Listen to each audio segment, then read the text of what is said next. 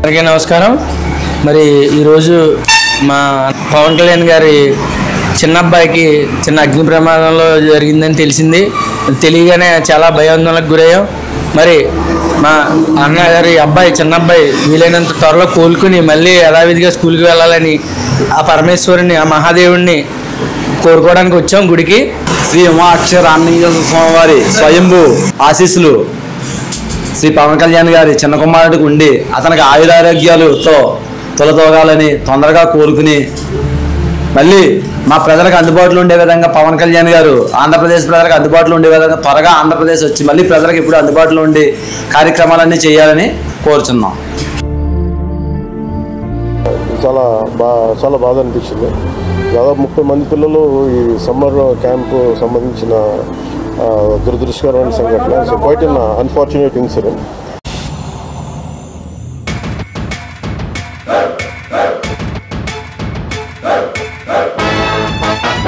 నా కుటుంబానికి ఏమైనా పర్వాలేదు, నన్ను నమ్ముకున్న ప్రజలు నా కోసం ఎదురు చూస్తున్నారు. వాళ్ళు ఖచ్చితంగా నేను కలిసి తీరాలనుకున్నాడు. నిజంగా ఎంతో గొప్ప విషయం ఇది. ఎందుకంటే ఇప్పుడు మనమే ఉన్నాం. ఏదైనా మన ఫ్యామిలీలో ఎవరికైనా ఏదైందంటే రాజకీయాలు ఇవన్నీ తర్వాత విషయాలు ముందు వెళ్ళి మన కుటుంబాన్ని చూసుకుందాం అనుకుంటాం. కానీ ఈరోజు పవన్ కళ్యాణ్ గారు అలా చేయలేదు. ముందే ప్రజల తర్వాతే నా కుటుంబం అనుకున్నాడు.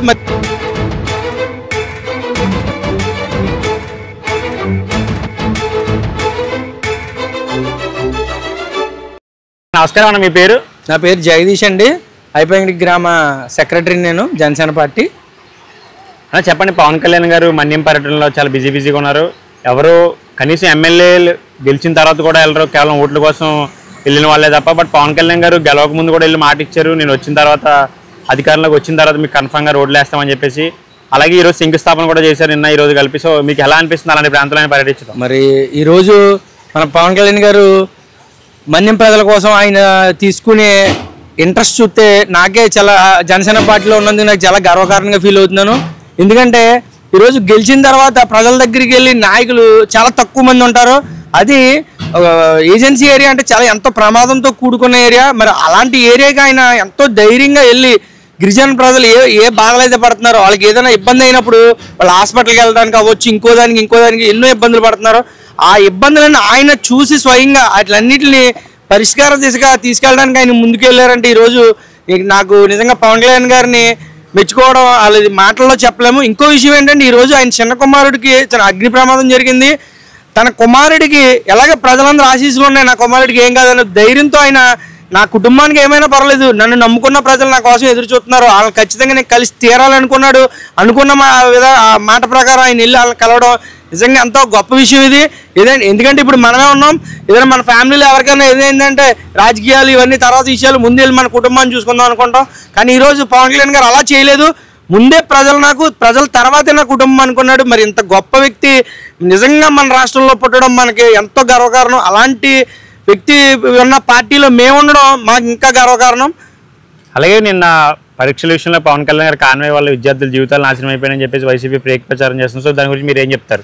లేదు సార్, ఇది ఇప్పుడు ఎగ్జామ్ టైం వచ్చేసి 7:30కి 7:30కి వాళ్ళు ఎగ్జామ్కి వెళ్ళాలి. కానీ ఇక్కడ పవన్ కళ్యాణ్ గారి షెడ్యూల్ 8:45కి ఉంది. మీకు అర్థమైందా? అంటే గంట లేటు పవన్ కళ్యాణ్ గారు బయటకు వచ్చిందే ఇంకా ఎగ్జామ్ టైం కంటే గంట లేటుగా. కానీ అది వదిలేసి 7:30కి వెళ్ళాల్సిన వాళ్ళు ఎగ్జామ్కి వెళ్ళకుండా వాళ్ళకి ఇంట్రెస్ట్ లేదేమో, అంతేగాని ఇది ఖచ్చితంగా వైసీపీ వాళ్ళు కొంతమంది టీవీ ఛానల్ వాళ్ళు పవన్ కళ్యాణ్ గారిని బ్యాడ్ చేయడం కోసం సృష్టించిన వార్తే తప్ప ఆయన అసలు ఎక్కడో ఉన్న మన్యం ప్రజలే టయానికి బయటికి రావాలని వాళ్ళ కోసం పాటుపడే వ్యక్తి ఒక విద్యార్థులు ఎగ్జామ్కి అడ్డుపడతాడని ఎలా అనుకుంటున్నాం? ఇది ఖచ్చితంగా వైసీపీ వాళ్ళు కుట్ర. అలాగే ఒక వైసీపీకి కొమ్ముగాస్తున్న కొన్ని టీవీ ఛానల్స్ అవ్వచ్చు, ఇంకో కొంతమంది రిపోర్టర్లు అవ్వచ్చు, వాళ్ళ కుట్రే తప్ప ఇందులో ఏమాత్రం నిజం లేదని మేము తెలియజేసుకుంటున్నాం. అలాగే అధికారంలో లేకపోయినా సరే 11 సీట్లు వచ్చినా సరే పవన్ కళ్యాణ్ గారు ఎంత అభివృద్ధి చేస్తున్నా తక్కువ టైంలో ఎందుకు ఆయన మీద ఇంకా వైసీపీ దుష్ప్రచారం చేస్తున్నారు? జగన్మోహన్ రెడ్డి ఎందుకు ఇంకా కక్షపూరిత రాజకీయాలు ఆయన మీద చేస్తున్నారంటారు? ఇప్పుడు రాష్ట్రం ఎలా ఉందంటే అండి, ఎవరికైనా ఇప్పుడు నేనున్నాను పవన్ కళ్యాణ్ గారిని ఇప్పుడు ఎలా అంటే ఇప్పుడు పవన్ కళ్యాణ్ గారిని ఎవరన్నా ఏదన్నా అంటే అది హాట్ టాపిక్ అయిపోతుంది. ఎవరన్నా ఈ ఫేమస్ అవ్వాలన్న వాళ్ళు వీళ్ళందరూ కూడా ఏంటంటే పవన్ కళ్యాణ్ గారిని ఏదోటి అంటే వాళ్ళ స్థాయి కాదు, పవన్ కళ్యాణ్ గారు అంత స్థాయి వాళ్ళకి లేదు. అయినప్పటికీ ఆయన ఏదోటి అంటే మనం ఫేమస్ అవుతాం, రోజుకో వార్త. అంటే ఇప్పుడు ఇవాళ వైసీపీ పార్టీకి ఏంటంటే ఏదో రోజు పవన్ కళ్యాణ్ గారిని అంటే ప్రజల్లోకి వెళ్తాం, అంటే పవన్ కళ్యాణ్ గారిని ఏదో అంటా ప్రజల్లోకి వెళ్ళాలనే పరిస్థితి ఏర్పడిపోయింది వాళ్ళకి. ఎందుకంటే ఇంకా మనుగడ లేదు మన పార్టీకి అని వాళ్ళకి తెలిసిపోయింది. అందుకు ఏం చేస్తానంటే వాళ్ళు ఏదో రకంగా పవన్ కళ్యాణ్ ఏదో అనడం, జనాలు రెచ్చగొట్టడం. ఈ రెచ్చగొట్టినప్పుడు ఏమవుతుందంటే ఈ ఊళ్ళో గొడవలు జరుగుతూ ఉంటాయి. ఈ గొడవల్లో మళ్ళీ వాళ్ళ పార్టీ ఇలా గొడవలతో, ఈ శవాలతో రాజకీయం వాళ్ళకి బాగా అలవాటు అండి. అందుకు ఇప్పుడు గొడవలతో రాజకీయం మొదలెట్టాలని చూస్తున్నారు వాళ్ళు. ఇది విషయం. థ్యాంక్ యూ అండి. అలాగే మరి ఇలాగ ప్రజా అభిప్రాయాన్ని అంతటిని మరి ప్రజలకు చేరవేయడానికి ఒక మంచి జనసేన పార్టీకి మరి మా కన్నా జనసేన వాళ్ళకి మేము చాలా ధన్యవాదాలు తెలియజేసుకుంటున్నాం. ఎందుకంటే మాలాంటి వాళ్ళ అభిప్రాయాలు కూడా సేకరించి మరి మన జనసేన పార్టీ కావచ్చు, మన జనసేన పార్టీ వాళ్ళ రాష్ట్రానికి, దేశానికి కూడా రానున్న రోజుల్లో మంచి ఉపయోగం ఉందని మేము తెలియజేసుకుంటున్నాం. మరి కన్నా జనసేన వాళ్ళకి మా హృదయపూర్వక ధన్యవాదాలు తెలియజేసుకుంటున్నాం. థ్యాంక్ యూ అన్న. అన్న నమస్కారం అన్న, మీ పేరు? నా పేరు పెరుగు సాంబశివరావు. ముందుగా నాకు ఈ అవకాశం ఇచ్చిన కన్నా జనసేన యూట్యూబ్ ఛానల్ వారికి ధన్యవాదాలు తెలియజేస్తున్నా.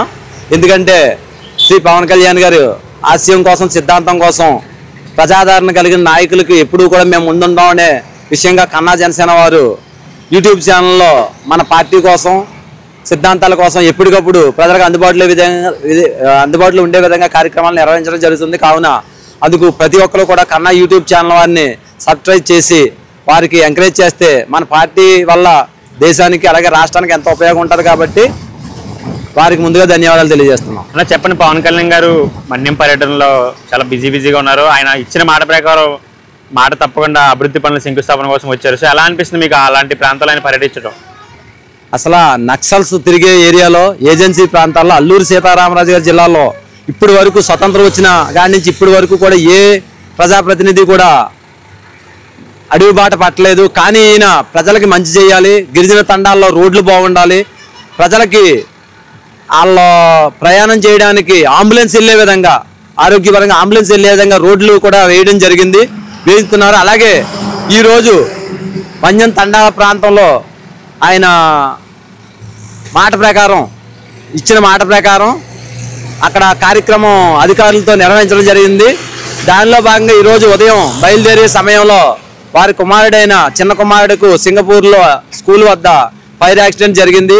అయినా సరే అక్కడికి వెళ్ళాలని చెప్పేసి అధికారులు నిర్ణయించడం జరిగింది. అయినా శ్రీ పవన్ కళ్యాణ్ ప్రజల కోసం ప్రజలకు మెచ్చిన మనిషి కాబట్టి ఆయన ప్రజా సొమ్మును దుర్వినియోగం అవ్వకూడదు, నా కోసం ఎంతో వ్యయ ప్రచారాలతో అధికారులు అలాగే ప్రజలు ఎదురు చూస్తున్నారు, ఆ కార్యక్రమాన్ని మనం నిర్విఘ్నంగా పూర్తి చేయాలి, నా కొడుక్కి మీ అందరి ఆశీస్సులు ఎప్పుడు ఉంటాయి, అతనికి ఏమీ అవ్వదనే సంకల్పంతో ఆయన ప్రజాబాటలో ఈ రోజున అక్కడ తండాకు వెళ్ళి రచ్చబండ కార్యక్రమం నిర్వహించి ప్రజా సమస్యలను తెలుసుకోవడం జరిగింది. ఆయన ఎప్పుడు కూడా ప్రజల మనిషి.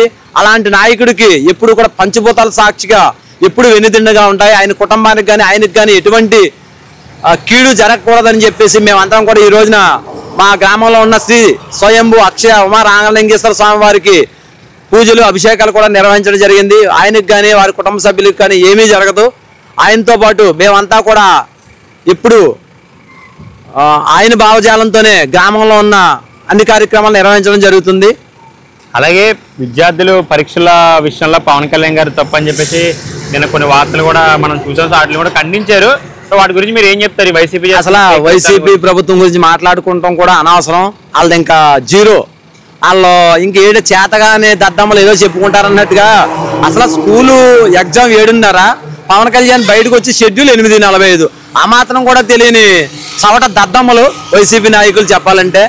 వాళ్ళ వల్ల నాశనం అయిపోయింది రాష్ట్రం. 25 సంవత్సరాలు వెనక్కి వెళ్ళిపోయింది. ఇంకా 25 సంవత్సరాలు కదా వాళ్ళ ప్రభుత్వం ఇంకా మన ప్రజలందరూ కూడా వాళ్ళు చేసిన భాగవతం 5 సంవత్సరాలు చేసిన దౌర్జన్యాలు, భూదోపిడి, కుంభకోణాలు అన్నీ కూడా ప్రజలకు అర్థమయ్యే విధంగా మా కూటమి ప్రభుత్వం తెలియజేస్తుంది.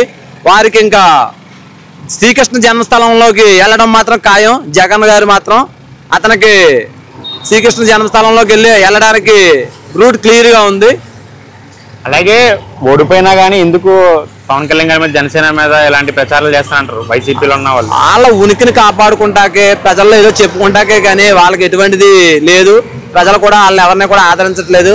ప్రజలు కూడా పెద్దలు కదా ఏదో చెప్పింది మాట వినాలి కదా అన్న సదుద్దేశంతో వాళ్ళు చెప్పింది ఏదో వింటారు కానీ వాళ్ళని ఎవరో లెక్క చేయట్లేదు. మా గ్రామంలోనే కనీసం వైసీపీ నాయకుడు అన్నవాడు వాళ్ళ దరిదాపులు లేకుండా పారిపోవడం జరుగుతుంది. ముందుగా మీ కన్నా జనసేన యూట్యూబ్ ఛానల్ వారికి మరి ప్రత్యేక ధన్యవాదాలు తెలియజేసుకుంటున్నాం. కొవ్వూరు నియోజకవర్గం ఐపెంగడి గ్రామ కమిటీ తరఫున సార్ చెప్పండి సార్, పవన్ కళ్యాణ్ గారు మన్యం ప్రాంతంలో పర్యటిస్తున్నారు. గెలిచిన తర్వాత కూడా ఆయన మర్చిపోకుండా అప్పుడే డిప్యూటీ సీఎం స్థాయిలో రెండోసారి ఆయన పర్యటన రావడం, కొన్ని అభివృద్ధి పనులు కూడా శంకుస్థాపన చేశారు. సో మీరేం చెప్తారు? ముఖ్యంగా ఈరోజు అడవి తల్లి బాట పట్టిన పవన్ కళ్యాణ్ గారికి, డిప్యూటీ సీఎం పవన్ కళ్యాణ్ గారికి మరి ఆంధ్రప్రదేశ్ ప్రజలందరి తరఫున ప్రత్యేక ధన్యవాదాలు తెలియజేసుకుంటా ఉన్నాం. ఈరోజు అడవుల్లో ఉన్నటువంటి గిరిజనులకి ముఖ్యంగా మరి ఎలాంటి సౌకర్యాలు అక్కడ లేని పరిస్థితిలో ఈరోజు మన డిప్యూటీ సీఎం శ్రీ పవన్ కళ్యాణ్ గారు అక్కడికి వెళ్ళి అడవి తల్లి బాట పట్టి అక్కడ రోడ్లు శంకుస్థాపనలో చాలా వివిధ కార్యక్రమాలని 2 రోజులు పర్యటన ఆయన చేసుకోవడం జరుగుతుంది. అదే దిశగా ఇవాళ అరకు ఏరియాలో ఆయన ముందుగానే కొన్ని కార్యక్రమాలు చేయడానికి అక్కడ శంకుస్థాపనలో అలాగే మంచి కార్యక్రమాలు చేయడానికి ఆయన ముందుగానే ఒక ప్రీ ప్లాన్డ్గా వెళ్ళటం జరిగింది. కానీ దురదృష్టవశాత్తు ఈరోజు మరి సింగపూర్లో ఉన్నటువంటి వారి అబ్బాయి అక్కడ ఆ స్కూల్లో టమాటో స్కూల్ అనేటువంటి ఆ స్కూల్లో 2వ అంతస్తులో మరి అగ్ని ప్రమాదం జరిగి బాబుకి బాగాలేదని చెప్పేసి ఆ పొగ అంతా కూడా వెళ్ళిపోయిందని, గాయాలయ్యాయని చెప్పేసి మరి పత్రిక ముఖంగా అలా టీవీల ముఖంగా మనం చూడటం జరిగింది. అయినప్పటికీ కూడా అక్కడ ఉన్నటువంటి మరి అధికారులు కానీ లేదా అక్కడ ఉన్నటువంటి ప్రజలు కానీ ఎవరు కూడా మరి నిరుత్సాహపడకుండా అలాగే అలాంటి అభివృద్ధి కార్యక్రమాలు ముందుకు తీసుకెళ్ళాలని ఎన్నో వ్యయ ప్రయాసాలు అక్కడ ఉన్నాయి కాబట్టి ఆ కార్యక్రమాలన్నీ కూడా ముగించుకున్న తర్వాతనే నేను మా అబ్బాయి దగ్గరికి వెళ్తాననేటువంటి ఒక నిబద్ధతతోటి ఆయన పనిచేయడం జరుగుతుంది. అలాంటి నాయకుల దగ్గర పార్టీలో మేము పనిచేస్తున్నందుకు నిజంగా చాలా గర్వకారణం ఈరోజు. అలాగే మరో వైసీపీ వారు ఈ మధ్యకాలంలో ఆరోపణలు చేస్తున్నారు. ఎవరో పిల్లలు ఎగ్జామ్కి వెళ్ళడానికి పవన్ కళ్యాణ్ గారి వల్లే మేము ఎగ్జామ్కి వెళ్ళలేకపోయామని చెప్పేసి ఎవరో చెప్పించారని చెప్పేసి చెప్తా ఉన్నారు. అది వాస్తవం కాదు. అభివృద్ధి కార్యక్రమాలు ఎన్నో చేస్తుంటే వైసీపీ వారు అక్కస్తోటి వాళ్ళకి ఏమి చేయాలో తెలియని పరిస్థితిలో ఏ రక ఆరోపణలు చేయాలని చేస్తున్నారు. ఎగ్జామ్ 7:30 గంటలకైతే పవన్ కళ్యాణ్ వెళ్ళింది 8:45 ఆ టైం వ్యత్యాసం కూడా చూసుకుని మాట్లాడితే బాగుంటుంది. మరీ ముఖ్యంగా జగన్ గారిని మేము ప్రత్యేకంగా అడుగుతున్నాం. మీరు నిన్నగాక మొన్న జరిగినటువంటి బాబు జగజీవన్ గారి జయంతి వేడుకల్లో మీరు పాల్గొనలేదు. మీకు ఖాళీగా ఉన్నారు. మీకు ఏం పని పాట లేదు. ఒక రాష్ట్రం మొత్తం మీద ఖాళీగా ఎవరన్నా ఉన్నారంటే అది ఒక జగన్మోహన్ రెడ్డి గారు మాత్రమే. మరి మీరు ఒక దేశ నాయకుడు మరి జయంతి ఉత్సవాల్లో కూడా మీరు ఎందుకు పాల్గొనలేనది కూడా మీరు క్లారిటీ ఇస్తే బాగుంటుందని తెలియజేసుకుంటున్నాం. మరీ ముఖ్యంగా మరి ఈరోజు పవన్ కళ్యాణ్ గారి అబ్బాయికి మరి గాయాలు అవటం వల్ల మరి అక్కడికే మరి పవన్ కళ్యాణ్ గారు ఇప్పుడే బయలుదేరారని తెలుస్తూ ఉంది. మరి వారికి వారి కుటుంబానికి మరి వాళ్ళందరికీ కూడా మనందరం కూడా మనోధైర్యం ఇవ్వాల్సిన పరిస్థితి ఈరోజు. కాబట్టి ప్రతి ఒక్కరు కూడా మరి ఆ దేవుని ప్రార్థిస్తూ మరి ఆ బాబుకి బాగుండాలని మరొకసారి మేము అందరం ప్రార్థన చేస్తూ ఉన్నాం. అలాగే అధికారంలో లేకపోయినా ఎందుకు వైసీపీ ఇంకా పవన్ కళ్యాణ్ గారి మీద జనసేన పార్టీ మీద దుష్ప్రచారాలు చేస్తుందంటారు? అధికారంలో ఇప్పుడే కాదండి, ఇంకా భవిష్యత్తులో కూడా ఇక వైసీపీ అనేది ఇంకా ఎప్పటికీ ఆంధ్ర రాష్ట్రంలో అధికారంలోకి వచ్చే పరిస్థితులు లేవు. అది వారికి కూడా తెలుసు. వాళ్ళు చేసినటువంటి అవినీతి అక్రమాలన్నింటినీ కూడా మరి బయటికి తీయడం అనేది ఈరోజు జరుగుతూ ఉంది. కాబట్టి వాళ్ళకి ఏం చేయాలో పాల్పోవట్లేదు. బహుశా రేపో ఎల్లుండి మరి శ్రీకృష్ణ జన్మస్థానంలో కూర్చుంటారు వాళ్ళందరూ కూడాను ముఖ్యంగాను. కాబట్టి వారికి ఏ అవకాశాలు లేవు. కాబట్టి వాళ్ళు కృత్రిమంగా ఏదో చెయ్యాలి, మేము ఉన్నాం అని అనిపించుకోవాలనే ఒక ఉద్దేశమే తప్ప వాళ్ళు చేసే దాంట్లో ఎక్కడ కూడా నీతి నిజాయితీ నిబద్ధతలు అనేవి లేవు వాళ్ళకి. సో నమస్కారం బ్రో, మీ పేరు? నా పేరు స్వామి అండి. నేను మెకానిక్, లారీ మెకానిక్ అండి. నిజంగా అటువంటి నాయకుడు మేము ఎంచుకున్నందుకు చాలా గర్వంగా ఉందండి. మేము ఇప్పటివరకు చూసిన నాయకులు వేరు, ఇప్పుడు ఈయన చూస్తున్న నాయకుడు వేరు. నిజమైన నాయకుడు అంటే మా పవన్ కళ్యాణ్ గారే. ఆయన అబ్బాయి రీసెంట్గా సింగపూర్లో చిన్న ప్రమాదం జరిగింది.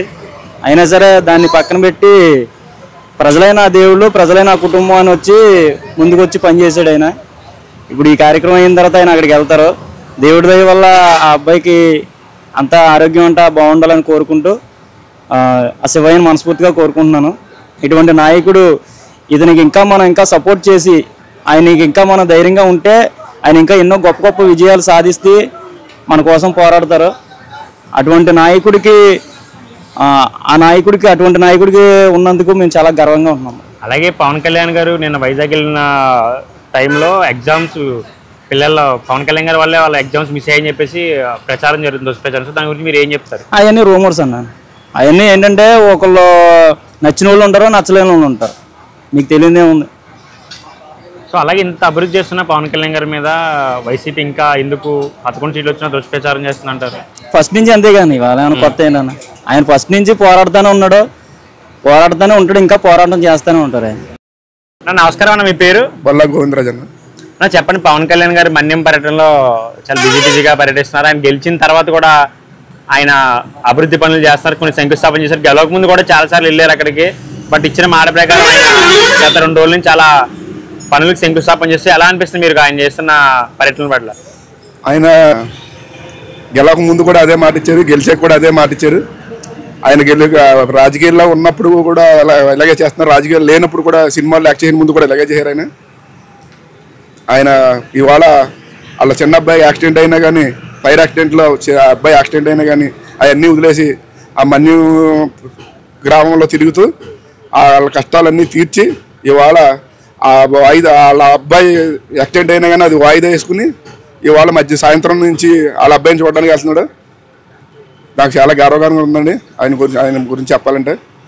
మంచి నెంబర్ 1 రాజకీయ వ్యక్తి అండి ఆయన. ఆయన్ని సీఎంగా కూడా చూడాలని కోరుకుంటున్నాను మేము. అలాగే గ్రామ ప్రజలకు కూడా మంచి ఆంధ్రప్రదేశ్ ప్రజలందరూ కూడా మంచిగా సేవ చేయాలని ఆయన చిరకాల కోరిక అండి మాది. అలాగే వైసీపీ ఇంత చేస్తున్న ఆయన అభివృద్ధి మీద ఎందుకు దుష్ప్రచారం చేస్తున్నారు? ఏ రాజకీయంలో ఉన్నప్పుడు వాళ్ళ రాజకీయంలో ఉన్నప్పుడు వీళ్ళు అలా మాట్లాడడం కామన్ అండి. మంచిని మంచిగానే చూడాలి, మనం చెడుని చెడుగానే చూడాలి. ఆయన అనడానికి ఎవరు సరిపోరండి, బాగా చేస్తున్నారండి. వెరీ గుడ్ నాయకుడు. వైజాగ్ విద్యార్థుల విషయంలో పవన్ కళ్యాణ్ గారు ఎగ్జామ్ మిస్ అయ్యని చెప్పేసి ప్రచారం జరుగుతుంది. సో దాని గురించి మీరు ఏం చెప్తారు? అదంతా కేవలం కల్పితం మాత్రమే, అది నిజమైన కాదండి. ఆయన వేరండి, ఆయన రాజకీయాలు వేరు. రాజకీయాలు చేయాలనుకుంటే వేరేగా చేస్తారు. ఆయన మంచిగా రాజకీయాలు చేయాలనుకుంటాడు. ఆయన ఎప్పుడు ఆ భగవంతు చల్లగా కూడా చూడాలని కోరుకుంటున్నాను. థ్యాంక్ యూ అండి. నమస్కారం సార్, మీ పేరు? నా పేరు వాసిరెడ్డి వెంకటేష్.